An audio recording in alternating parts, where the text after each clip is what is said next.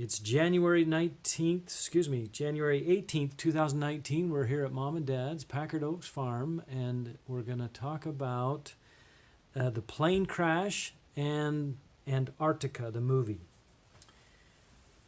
I've said before I had 14 villages, and each village was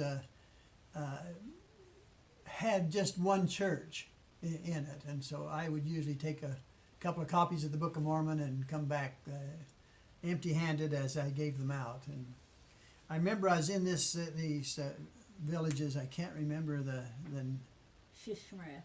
No, that one's up north. That's where anyway, it was further south towards Gullivan, and we I had finished my work in this village and was sitting down to eat, and the pilot came in that took the mail, because this was Christmas time. He came in and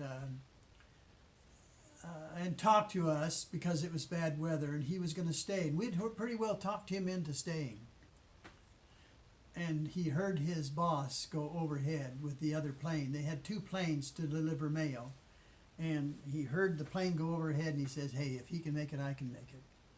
He jumps in his plane, and he never made it. We searched for him for 3 days, looking for him, and it was the Coast Guard that, with their plane, that finally found where he had plowed into the ocean, which was pure ice. And it was, his engine was so hot by then, because I'm sure he was out of gas. He probably circled and circled, and he was the snow. When you get into a whiteout, it's hard to believe, but everything is white out there, and you can't tell whether you're upside down or sideways or anything, and it's just absolutely terrible. I've been into two of them, and one time we were so close to the ground I could see the willows right outside my window, and I thought, we are gonna crash. Well, anyway, he crashed into the ice, and the engine actually melted right through that ice, and they eventually found the mail that he was carrying, and that's where our mail was on that plane, and we got it 2 months later with a stamp on it that it was delayed because of accident. Yeah, something like that. I can't remember what the stamp actually said, but it... That's why the delay was, it just didn't get it yeah. delivered when it was supposed to. Okay. Yeah, it was bad. I want to include in this one a movie company that came to Nome, and they were making a movie called Antarctica. It was a short, but they found that it was cheaper to come up to Nome and build their little city than it was to go to Antarctica and build a little city. Back in those days, I guess Antarctica didn't have anything, whereas at least Nome had restaurants and hotels there that they could stay. So anyway, they that's what it was, and they built the little village called for their Antarctica out on the ice, about a half a mile or a mile even, and they built roads with great big D8 cats. These are the big ones. You could drive right on the ice with them, and they built roads with stop signs and everything. And the only thing that, when you got out to where the village was, because I walked out there, is pipes sticking up out of the ice. They didn't have anything built on top of the ice. Everything was covered up with snow and ice, and so that's what they wanted. And so they... school buses could drive out there.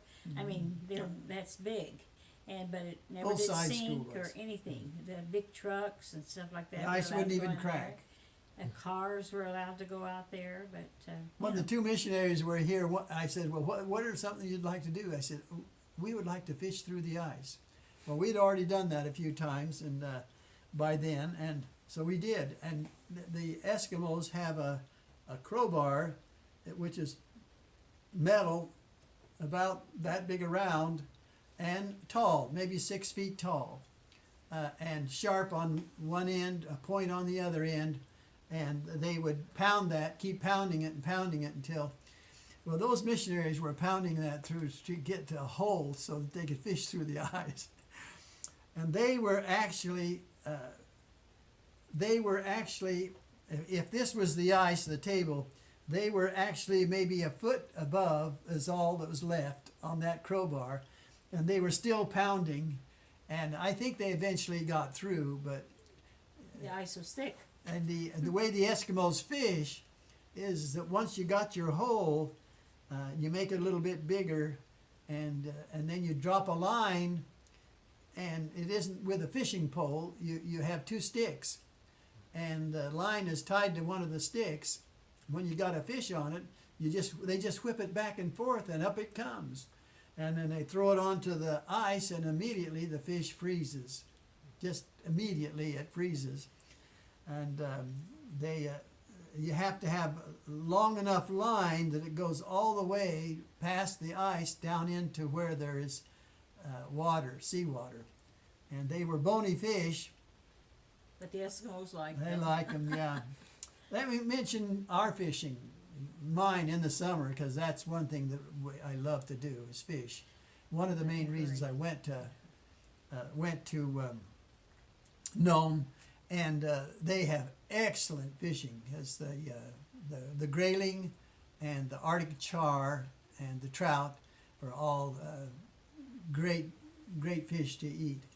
And I would go out and fish with Willie and his sidekick that he had with him on that bus. And we were very successful in bringing in a lot of fish. And Talmadge would lay, we would clean them is all, but we wouldn't take the heads off. We'd just clean them. But I would throw things back if they were only 15, 16, 17 inches, I'd throw them back. But anything above that, I'd keep. And they were big, and they were beautiful fish. And instead of preparing them to eat and everything, she would just lay them out. She Well, had we got by so this- tired of them. yeah, it had so many, she'd just lay them out in the freezer on top of each other, and so anyway, the Eskimos just loved them, and we had one. Her name was the babysit for you. Her name was Me Moses, and she just loved fishing. So every time we'd pay her, we'd also break off a bunch of fish, and literally that's what we'd do is we'd go in there and break them off and give them to her frozen. So we had a great time there fishing. That's good.